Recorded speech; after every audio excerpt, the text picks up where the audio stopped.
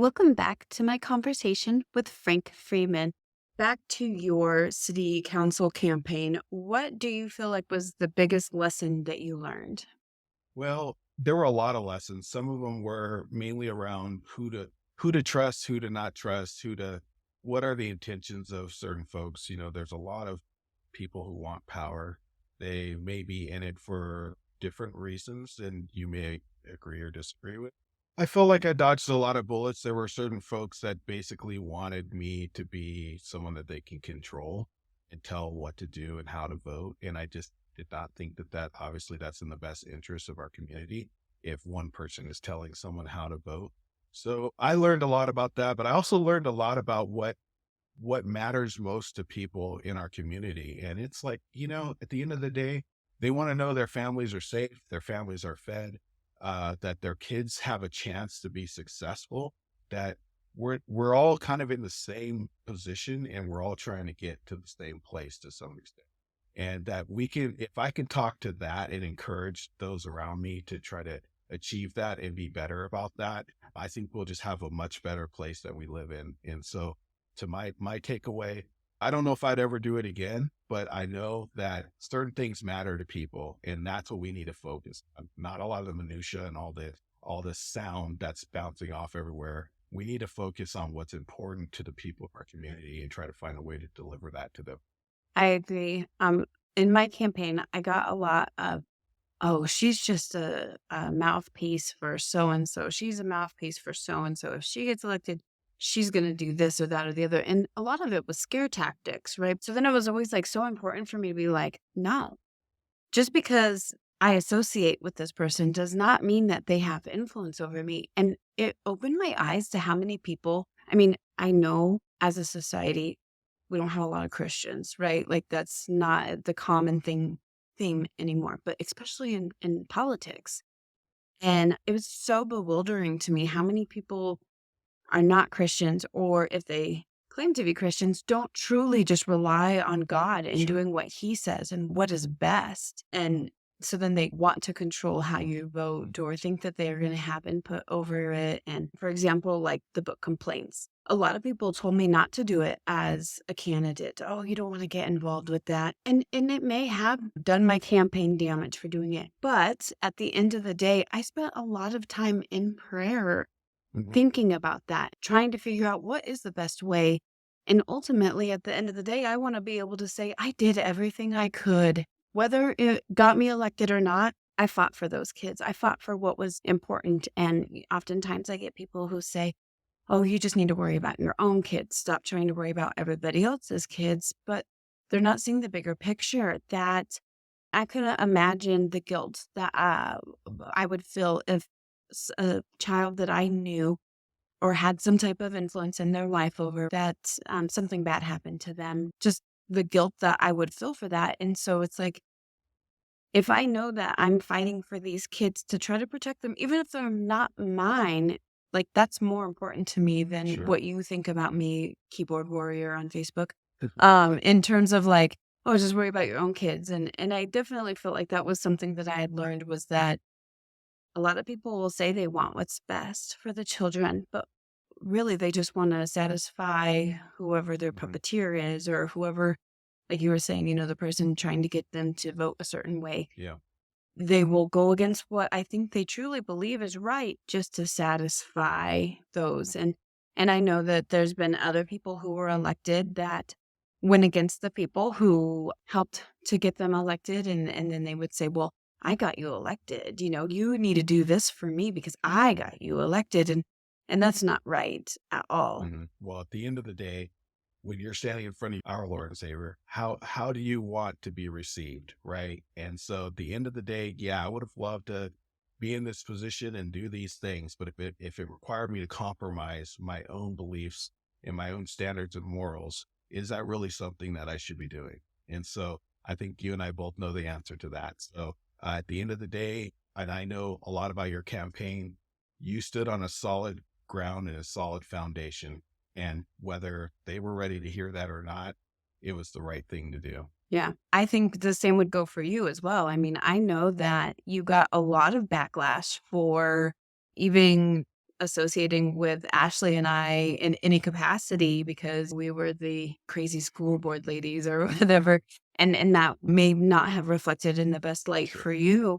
And honestly, please correct me if I'm wrong. They didn't really have any grounds for what they were saying. It was just more so of, Fear. They're trying to fear tactic me. yeah, we were standing against something and they were afraid that we would get momentum and have a valid point. And so I think that just definitely showed to us, not just me, but like the whole campaign team, what kind of a person that you were willing to say, you know what?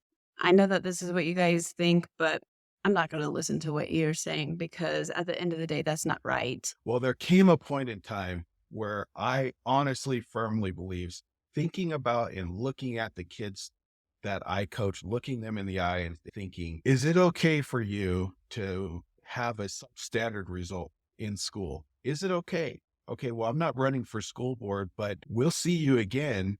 And what will you look like? Will you look like someone doing something they want to do or someone doing something they have to do? And if they have an opportunity to be better and do better, I feel like it to me, it just made perfect sense that the schools work with the city Yeah. and that those all kind of converge together in one way or another, because at the end of the day, when we're making the city a better place for financially and housing and all those things, who do we want to be to fill those positions? Who do we want to live in those houses? Who do we want? We want a certain type of citizen, right? We want a certain type of employee. We want people who will have opportunities to have these tech jobs or these high paying positions that do occur in our town, to be able to stay in the town that they grew up in and thrive in the town and continue to add back to our towns rather than having to go somewhere else and doing that.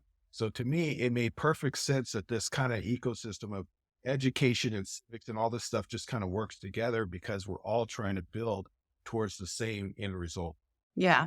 Well, and I think that was a reason why a lot of the people, whether they were realtors or lenders or just anybody trying to get stuff in the city, any of those influencers were against us was because if we got elected or if we had a platform to say this is what's wrong with our public education system, nobody would want to come to the city because they don't want to put their kids in this public school system because they're gonna have to pay for private school. They're gonna have to, try a homeschooling or a charter school or something. And instead of taking the approach of saying, you know what, let's invest in our kids. Let's Yes. truly invest in our kids across the state. Public school proficiency rates are crap, but even in our district, we are still lower than a lot of the other ones. And so how do we counter that? And instead of doing that, it was more of a, oh, don't vote for Stacey and Ashley. Pretend like what they're saying is not true because that's what's better for the economy, the bringing in new businesses and that appeal to high tech people that we want to come in. And I think that's kind of crappy too because Well, we're trying to build towards excellence, yeah, right? If we are. And how do you do that?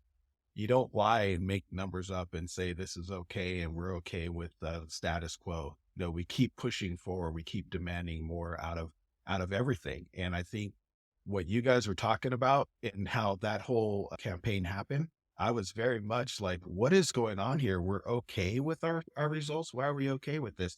We, at the very least, even if you're saying like we're working hard and we're doing good things, can we do more good things? yeah. Yep. I mean, that's always the thing that they talk about, like at school board meetings.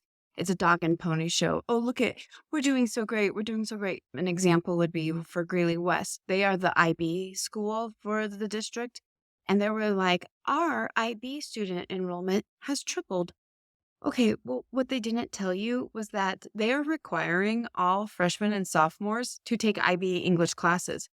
So your numbers are tripling, correct, but because you're forcing them to. Like, and I'm not necessarily saying that the kids shouldn't be challenged or whatever, but if they're not prepared, if they're not ready for that level of class, then why are we forcing them to do it? This is supposed to be like a really elite opportunity for the kids. And so are your numbers organically multiplying or is it because you're forcing it? And if it's because you're forcing it, is that really what it Yeah. appears to be kind of a thing, like you're making it sound good instead of saying like, "Hey, we've had some good conversations with the kids and really want to challenge them. We've tried to restructure the way that kids view IB. A lot of kids don't want to do it. They don't want to challenge themselves, something along those lines. Instead of having that conversation, they're just saying, "Yep, nope, Mm. look at us. We're doing so good. Everything's great. Everything's fine. Don't worry about it." And I kind of felt the same way too at State of the City that went on a couple of weeks ago was like, everything's great. Everything's perfect here. West 10th gets shut down at least once a week because of a nasty car accident. Like, is it really great?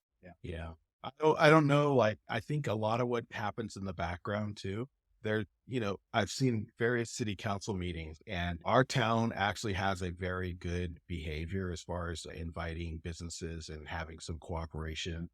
Now, I think there's still good to have a little bit of dissent. And I think we tend to have a lot more agreement, which is not necessarily a bad thing, but I think we should have more conversation about where we disagree. And I feel like some of our leaders too, the leaders that are currently in there now in city council, they work very hard and make those meetings, and they show up and they make their presence known. I just think that a lot of our leaders, and this is not just in the city, but that they can get out and actually speak to people more and be a part of the community more. One thing when I was running, I was so worried because I'm like, man, there's so many houses and people to talk to. How am I going to get to everybody? And my wife was like, well, we've lived here 20 years and we've never had a single person come to our door to talk to us about anything other than religion and pest control. So we've never had anyone come to our door to talk to us about city council. And so take that pressure off. But we should have more of them out in the community talking to people, getting to know people. I didn't even know who our representatives were until I started to run. So to me, I think if they're making a heavier effort to do that, I think they will be able to address the concerns of our community better. I definitely agree. I think one thing that I wished we could have done differently with our campaigns was I feel like we spent a lot of time educating people Mm. as opposed to introducing ourselves and getting to know people and having, conversations, as opposed to this is just who I am. I want, to introduce you, give me some feedback that you have for the public schools, just some of those conversations Mm. instead of educating of what's really going on or how we could improve. And a lot of people didn't want to hear about improvement because they believe that everything's going great. Yep. Yep. So I think the establishment has built kind of a fortress around getting information. Like they have their own way of distributing that information.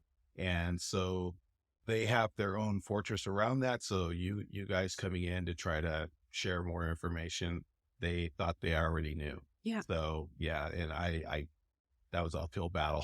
I definitely agree. Definitely agree. And that's, part of the reason of doing this podcast is to try to help one, educate people. We have so many amazing opportunities for education in the state. So what are all of our options? What works for one person may not work for another person. Some people are like, "Oh, you take your, kid to that school. Oh, I had all of these problems." Well, we're never going to find anything that's perfect across the board for everything. And so it's better to just have an educational conversation, and that's what I'm hoping to do with this podcast is to try to use this to one, educate people about options, but two, about what's going on and to encourage them to start to pay more attention Mm. and to get more involved and have a better understanding. The school board meetings are so boring. I often wish I could stab myself in the eye with a rusty spoon, but it's important because if I didn't go, then I wouldn't know about some of these things that they're applauding themselves for that I'm like, "Wait a minute, I know the truth behind this, and that's not right." Yeah.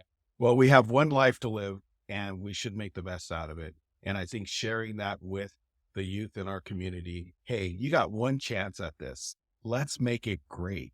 And I think when we talk about how do we make it great, well, maybe what we're doing right now, it's kind of getting us there, but maybe we want to do something else or we want to be a certain way. And somehow getting that message to them and to their families, and then actually getting them out to vote, because that was the biggest setback is our number in voting. I agree. Well, that does it for this week's episode. Thank you, Frank, so much for Thank joining you. me. I know that you are actively trying to get on the board of governors for university. Yes. So I just want to wish you Yeah. the best of Thank luck you. with that. And I think that you would be a great person. I believe that as an influence on children and someone who would make decisions, I would have utmost confidence in your ability to do that. So thank you so much for coming on, and I hope you join us again sometime. Yeah. Thanks for having me.